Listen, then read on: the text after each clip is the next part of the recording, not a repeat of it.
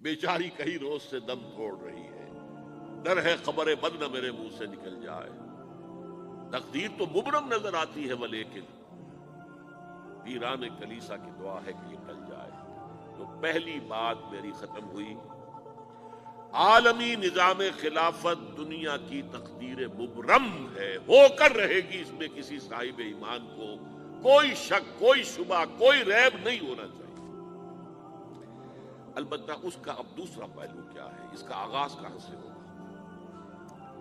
پہلی بات تو یہ، ہمارے بعض لوگوں کے ذہنوں میں، سادہ دل لوگ وہ سمجھتے ہیں کہ پوری دنیا میں ایک ہی دفعہ آ جانی چاہیے۔ یہ کوئی علاقائی خلافت تو نہیں ہو سکتی، خلافت تو عالمی ہوتی ہے۔ ان سے میں کہتا ہوں، عالمی خلافت کب تھی جناب؟ یہ تو نہ خلافت راشدہ میں عالمی تھی، کیا ہندوستان شامل تھا اس میں؟ کیا چین شامل تھا؟ کیا یورپ شامل تھا؟ اور پھر جو خلافت کے نام سے جو ملوکیت چلی ہے، وہ بھی صرف آپ دور بنو امیہ میں کہہ سکتے ہیں کہ وہ پورا عالم اسلام کم سے کم اس کے تحت تھا۔ بعد میں خلافت عباس، بنو عباس میں اور فاطمیین کی خلافت میں اور آل عثمان جو ہے آٹومان ٹرکس کی خلافت میں ٹکڑے تھے، اس سے بکھرے تھے، کوئی مانتا تھا، کوئی نہیں مانتا۔ اور سب سے بڑی بات یہ، اگر ایک دم پوری دنیا پر خلافت قائم ہو سکتی تو حضور کے دست مبارک سے ہوتی، لیکن نہیں ہوئی۔ نتیجہ کیا نکلا؟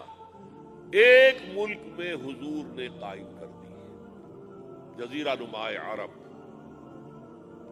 یہاں خلافت قائم ہو گئی، حضور خلیفہ ہے۔ اس کے بعد آپ کے خلفائے راشدین نے پھر اس کو وسعت دی، شرقاً غرباً شمالاً۔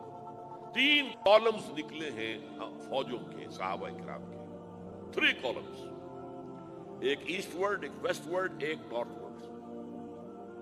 ایک عراق کو فتح کرتے ہوئے ایران میں پہنچ گیا، خراسان تک چلا گیا۔ ایک شام کو فتح کرتے ہوئے اور پھر سینائی پیننسولا سے ہو کر افریقہ میں داخل ہوا اور اٹلانٹک تک پہنچ گیا۔ تیسرا سیدھا شمال میں گیا، لیکن یہ زیادہ دور نہیں جا سکتا تھا، کوکیشین ماؤنٹینز آ گئے، کوہ قاف۔ اس زمانے میں تو یہ یوں سمجھیے کہ امپیسیبل تھا، کوہ قاف، لہذا وہاں کر گیا۔ اب بھی یہ ہوگا، کسی ایک جگہ سے شروع ہوگا پھر پھیلے گا، اس کے سوا کوئی چارہ کار ہے ہی نہیں۔ اگر ہر جگہ پوری دنیا میں ایک ہی وقت میں ہو سکتا تو حضور کے دست مبارک سے ہوتا صلی اللہ علیہ وسلم۔ اب وہ نقطہ کون سا ہوگا، نقطہ آغاز کون سا ہوگا؟ اس میں پہلی بات تو میں نے کہا، جو شک کرے گا اس کا پھر ایمان مشکوک ہے۔ ہوگا، لازماً ہوگا، گلوبل ہوگا، پوری دنیا میں ہوگا۔ کہاں سے شروع ہوگا اس میں آپ اختلاف کر سکتے ہیں، لیکن مجھے تو 2 حدیثیں تو ملی ہیں جن سے یہ اندازہ ہوتا ہے کہ یہ اس مشرقی خطے سے ہوگا، عرب کے مشرق کی جانب کسی ملک سے، کسی خطے سے ہوگا۔ وہ حدیثیں بھی اب آپ پڑھ لیجیے پہلے۔ پھر میں کہہ رہا ہوں، یہ خزانہ ہے جو ہم نے آپ کی خدمت میں پیش کیا ہے، کاش کہ آپ اس کی قدر کر سکیں، یہ حدیثیں آپ کو ازبر ہو جائیں، یاد ہو جائیں، لوح قلب پر نقش ہو جائیں۔ ہندوستان اور خراسان یعنی موجودہ افغانستان کا ذکر ابن ماجہ کی روایت ہے، عن عبداللہ ابن الحارث رضی اللہ تعالی عنہ قال رسول اللہ صلی اللہ علیہ وسلم یخرج ناس من المشرق یؤتئون للمہدی یعنی سلطانہ، یعنی سلطانہ، دونوں طرح سے پڑھ سکتے ہیں۔ حضرت عبداللہ ابن حارث فرماتے ہیں رضی اللہ تعالی عنہ کہ حضور نے ارشاد فرمایا، مشرق کی طرف سے وہ فوجیں نکلیں گی، لوگ آئیں گے جو عرب میں مہدی کی حکومت قائم کریں گے۔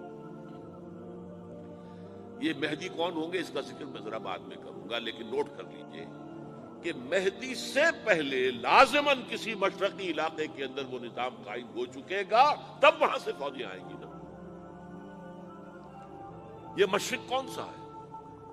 عرب کے مشرق میں آپ چلیے، ایران بھی آ جائے گا، افغانستان بھی ہے، پاکستان بھی ہے، اور اگر اسے اور توسیع دیں تو ہندوستان بھی ہے۔ یہ ہے عرب کا مشرق، اس سے فوجیں جائیں گی۔ اس کا کیا مطلب ہے کہ اس میں سے کسی جگہ پر نظام خلافت پہلے قائم ہو جائے گا تاکہ وہاں سے فوجیں جائیں گی جو جزیرہ نما عرب میں حضرت مہدی کی حکومت کو قائم کریں گی۔ اب دوسری حدیث سنیے، یہ سنن ابن ماجہ کی حدیث تھی جو میں نے آپ کو سنائی، آپ نے پڑھی۔ دوسری عن ابی ہریرہ رضی اللہ تعالی عنہ، یہ ترمذی شریف کی روایت ہے، قال قال رسول اللہ صلی اللہ علیہ وسلم یخرج من خراسان رایات سود لا يردها شیء حتی تنصب بإیلیا، خراسان کے علاقے سے سیاہ جھنڈے لے کر فوجیں آئیں گی، ان کا رخ کوئی موڑ نہیں سکے گا، ان کو پیچھے پھیر نہیں سکیں گے کوئی بھی، یہاں تک کہ وہ یروشلم میں جا کر جھنڈے نصب کر دیں گے۔ ایلیا حضور کے زمانے میں یروشلم کو کہتے تھے۔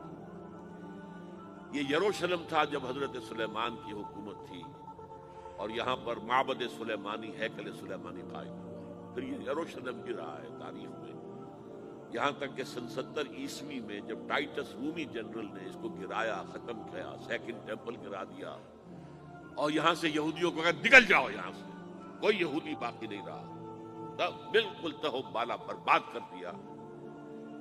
اس کے کوئی 150 سال بعد ہیڈریان، رومن ایمپرر ہیڈریان، اس نے پھر دوبارہ آباد کیا اس شہر۔ 150 سال تک یہ بالکل بنجر اور بالکل غیر آباد پڑا۔ اب ہیڈریان نے جب آباد کیا تو اس کا نام ایلیا رکھا، اب یروشلم نام نہیں تھا۔ تو حضور کے زمانے میں پھر اس کا نام ایلیا تھا، اور اب اس سے کیا معلوم ہو رہا ہے کہ یہ یروشلم مسلمانوں کے قبضے سے اس وقت نکلا ہوا ہوگا۔ ایک دفعہ پہلے نکلا تھا، سن 1099 عیسوی میں مسلمانوں کے ہاتھ سے نکلا، کروسیڈرز عیسائیوں نے آ کر اس کو قبضے میں کیا، لاکھوں مسلمانوں کو مارا، قتل کیا۔ اس کو 1187 عیسوی میں واپس لیا ہے۔ کس نے لیا ہے؟ صلاح الدین ایوبی کرد۔ عرب کھوکھلے ہو چکے تھے، عربوں نے کھویا، واپس نہیں لے سکے، بہت حکومت کر چکے تھے، 400-500 برس کی حکومت کر کے، اور ان کے عیش اور ان کے آرام، اب ان میں جان نہیں تھی کہ وہ واپس لے سکے۔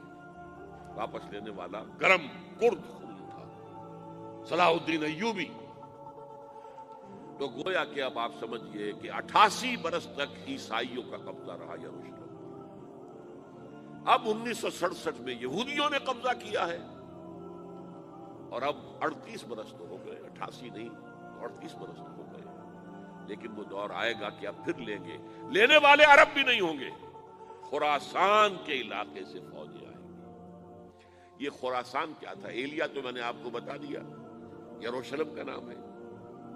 خراسان اس زمانے میں ایک بہت بڑے ملک کو کہتے تھے، کچھ حصہ پاکستان کا بھی اس میں شامل ہے، کچھ حصہ ایران کا بھی ہے۔ ایران کے اس حصے کو اب بھی خراسان کہتے ہیں، وہ ایک صوبہ ہے، خراسان ایک صوبہ ہے ایران کا چھوٹا سا۔